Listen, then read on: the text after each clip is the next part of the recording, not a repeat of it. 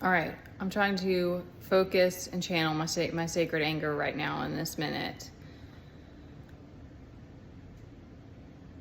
If you are a woman who is awakened and you are doing your healing and your shadow work, we have every right to cut off and energetically cut off and tell guys to F all the way off, because your energy does affect us when you come into our energy and you try to take from it.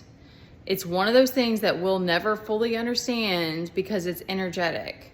That's why shadow work and all of this is so crazy. And that's why once you do this and you become the mirror, that you can't, a woman gets to the place where she cannot be with a man who's not doing his shadow work, because you immediately are projecting it onto me.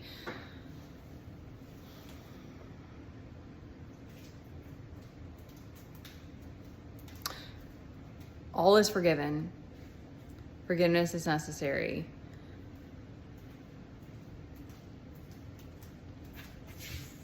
I don't know how to tell men to do your part and to do your healing, because you have to sit with the stuff from childhood that sucks and you have to pass it through your body. So you have to go to start doing Reiki, start doing meditation and breath work, start doing we all have to do the same things. Like it varies, but not at the same time. Like if you are on a healing journey, there's a lot of parallels that you go through, and that I'm not here to be a fantasy for you. That will be with maybe one man, and that's reserved for the bedroom, and I'm trying to do my job, and I don't appreciate any BS, because women go through emotional stuff that we don't ever talk about. We don't have time to talk about it. I'm trying to come on here as the magician and just to bring as much positivity as I can, because we all need it. But it's not okay to leech off of each other. It's not okay to obsess over each other. And men are forgiven for their whatever. I know that it's harder for men to not have addictions and coping mechanisms, but we need to be supporting each other. And that means that men need to start doing their shadow work. You have to start doing the hard stuff.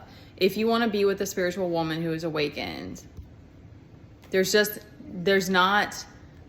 gray area eventually is like,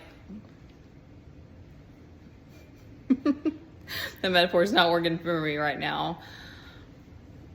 It's just after a certain amount of time of a woman being by herself, it's like, we just can't take anymore.